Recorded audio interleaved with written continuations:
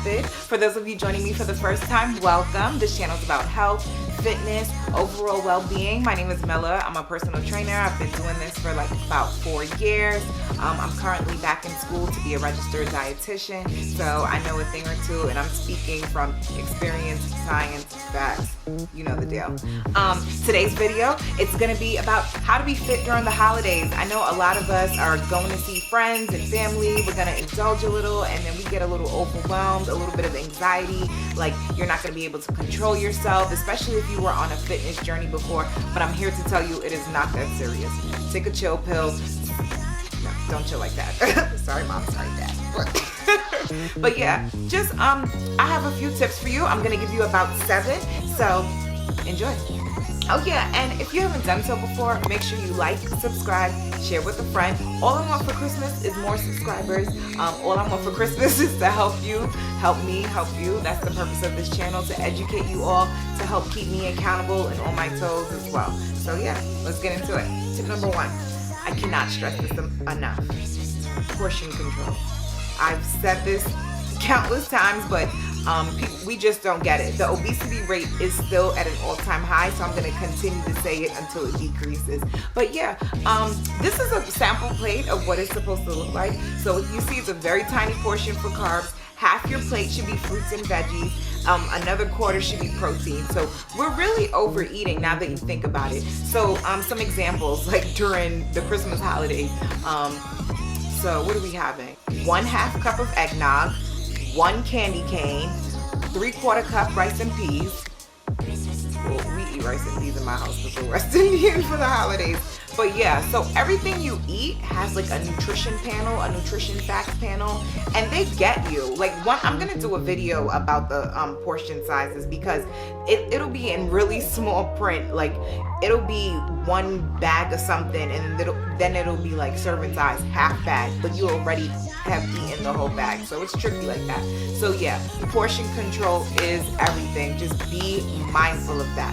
Tip number 2, get active with your family and friends. So it's the holiday time. We're gonna have tons of friends and family around. Instead of like sitting around playing cards, PS5, bear pong. I don't know if they do that at holidays anymore. But yeah, why don't you just engage in like a little friendly fit competition. You could do a little push-up challenge. You could do a little wall sit challenge. That's like when you sit on the wall like without a chair. See who can hold it the longest. You can even do a plank challenge. Like make it fun, and then maybe, you know, the winner gets a prize or a gift or a drink. I don't know. But just like engage in some friendly, fun activity with your friends and family. Tip number 3. About 90% will be doing this, drinking alcohol. Okay, when you're drinking, make sure you stay away from all of the added calories. I mean, alcohol already has calories in itself. I don't care what you say. That is not. It's not true that it has 0 calories. It does. It still metabolizes in your body. It's a whole nother thing.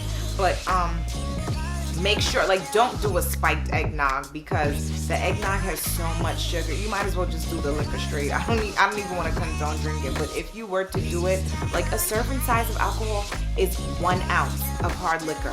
I think 6 ounces of wine. I think 1 12-ounce beer. So don't overdo it because those are empty calories, and it's gonna just put on the pound, and it's gonna just be on your waistline. It's not gonna go where you want it to go. Okay. Tip number 4: share out portions. Like when you're eating, like portion out things on a plate. Like if you're gonna have some holiday cookies, like count out the cookies. I don't know the serving size of cookies, but you can look it up. It's probably 3 or something depending on the cookie. So like put the 3 cookies on the plate instead of eating the ice cream out of the container. No, the serving size of ice cream is on the back. Put that serving size on a plate or in a bowl instead of just sitting there eating, because next thing you know the whole thing will be gone, and that's added unnecessary calories. Okay. Tip number 5: slow down. Slow down when you're eating. Like, I know the food is so good. I know your mother's oxtail never tastes like yours, or yours never tastes like hers, and you just can't wait to scarf it down.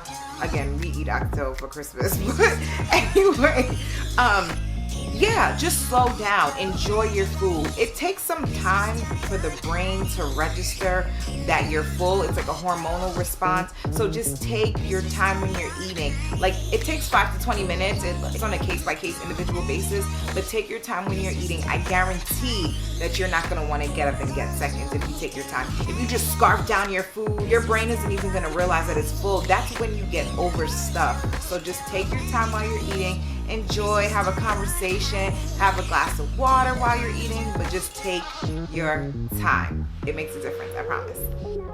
Tip number 6, stop picking.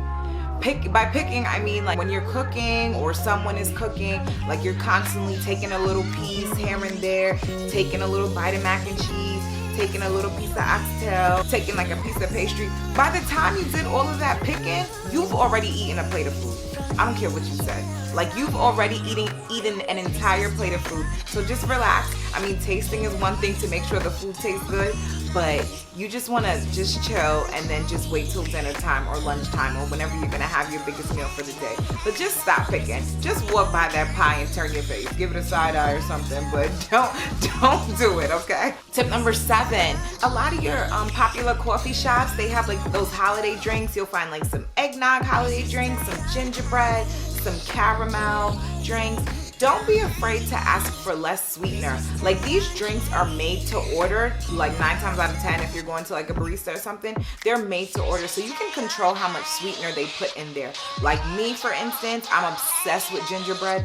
When I go and get like a gingerbread latte or something, it usually comes with 4 pumps of syrup. I just ask them for 2. I would ask them for 1, honestly, but the reason being is that I usually get an extra shot of espresso, and without like 2 pumps, it's not even tolerable. Like, it tastes like licking an ashtray or something. So yeah, so just ask for the amount of, you're paying for it, so you get what you pay for, because you can drink your calories quicker than you even know. Like, one of those drinks could be like 1,000 calories and you have no idea. 1,000 calories, you're like, what's that? That means nothing to me. That's like 2 plates of food, 2 grown plates of food. So it's not even worth it. Would you rather drink your calories and not be full, or would you rather eat a plate of food that's healthy and beneficial to your well-being?